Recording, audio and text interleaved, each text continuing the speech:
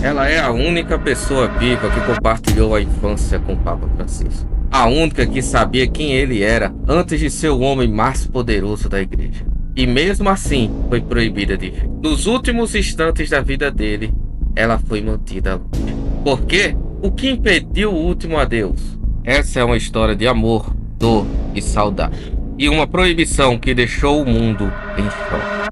Ela nasceu em Buenos Aires, no tradicional bairro de Flores. Maria Helena Bergoglio, a caçula da família, a única irmã entre 5 irmãos. Cresceu entre vozes cantando tangos ao cair da tarde e o cheiro de pão recém-saído do forno da padaria da esquina. As ruas eram simples, as casas pequenas, mas o amor era imenso. Maria Helena via Jorge, seu irmão mais velho, como um porto seguro. Ele era sério, mas sempre sorria para ela. Corria atrás dos irmãos quando um deles caía na calçada, consertava bicicletas e rezava antes de dormir. Enquanto os outros sonhavam com futebol, Jorge lia livros sobre fé, filosofia e justiça. Ela o via como irmão, muito antes do mundo conhecê-lo. Quando Jorge decidiu entrar para o seminário, ela ainda era adolescente. Ficou em casa, vendo a mesa do café da manhã perder uma cadeira. Mas a ligação entre os dois nunca se quebrou. Maria Helena casou-se com um homem simples, teve filhos, levava uma vida discreta, quase anônima. Trabalhava, cuidava da casa e de vez em quando trocava cartas com o irmão já padre.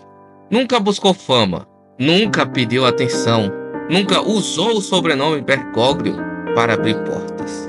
Ela era alma de silêncio e coração cheio. Quando o telefone tocou em março de 2013 e a voz emocionada do outro lado dizia: "Teu irmão é o novo Papa", Maria Helena chorou. Mas não de orgulho, não por status. Chorou de saudade. Porque ela sabia, naquele exato instante, que tinha perdido Jorge para o mundo. Que aquele menino de bicicleta e livros agora era Francisco. E de que a distância entre ela e ele não seria mais medida em quilômetros, mas em protocolos, em agendas, em silêncio. Maria Helena nunca se queixou, sempre defendeu o irmão, mas guardava no peito um vazio, não de ausência, mas de uma saudade que não pode ser dita em voz alta. Porque o Papa pode ser de todos, mas para ela, ele sempre seria só do Jorge. Apesar do cargo, apesar do peso do mundo em seus ombros, apesar das agendas, dos compromissos, dos chefes de estados e das multidões, ele nunca a esqueceu. Maria Helena ainda recebia cartas, sim, cartas, escritas à mão, com caligrafia firme e delicada, assinadas simplesmente com "Teu irmão". Ligavam-se sempre que podiam, conversas simples, sem latim, sem protocolo. Falava da infância, do cheiro do almoço da mãe, do pai chegando em casa cansado, mas com um doce escondido no bolso, do cachorro da vizinhança que latia sem parar nas noites quentes de verão. Ele perguntava pelos sobrinhos, ela perguntava se ele estava se alimentando direito. Ela não via o Papa, ela via o menino magro que lia escondido debaixo das cobertas e chamava ele como sempre chamou. Não Sua Santidade, não Papa Francisco, só Jorge. Porque para ela, ele era só isso, um irmão. De sangue, de alma, de infância compartilhada e promessas sussurradas entre jogos e missas.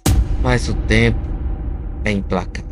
Maria Helena envelheceu, a saúde começou a falhar.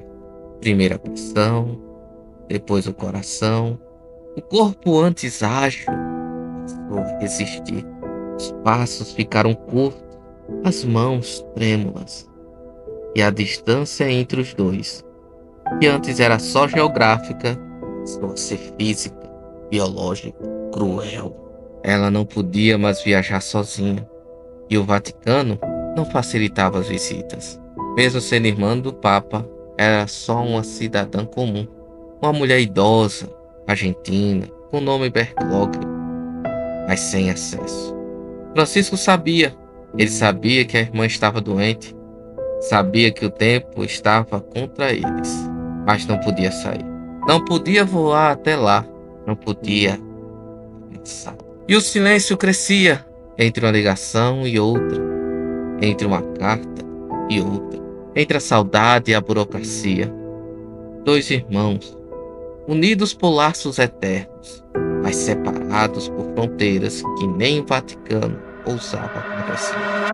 Em janeiro de 2025, a notícia correu como fogo em palha seca.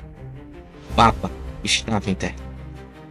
Estado grave, pneumonia severa, problemas cardíacos, sinais alarmantes de falências múltiplas nos órgãos. O mundo parou.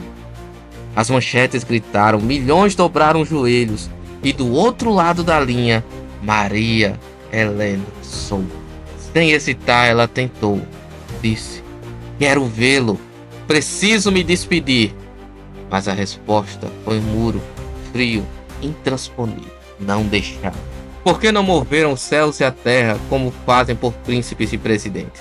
Por que não fretaram um avião como fazem por diplomatas e embaixadores? Por quê?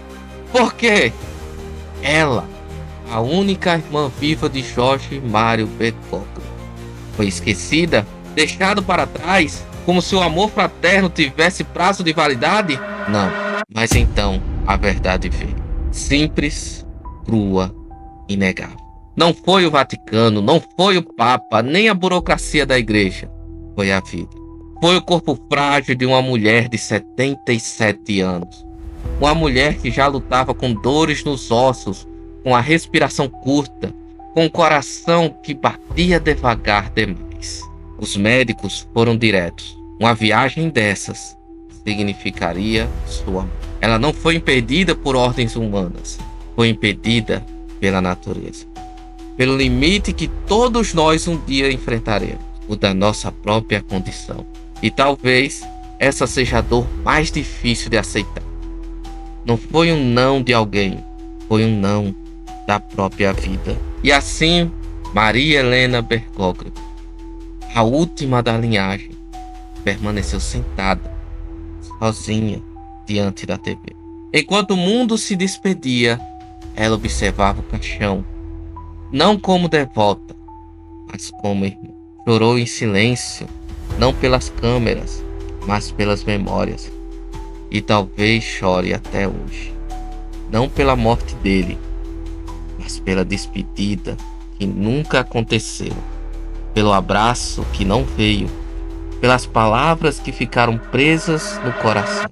Essa história vai além do Vaticano. Ela é sobre todos nós, sobre a urgência de amar enquanto é tempo, sobre irmãos, sobre despedidas e sobre o silêncio que grita mais alto do que mil discursos. Se essa história tocou seu coração, curta, compartilhe, escreva-se, porque a dor silenciosa de Maria Helena não pode ser esquecida.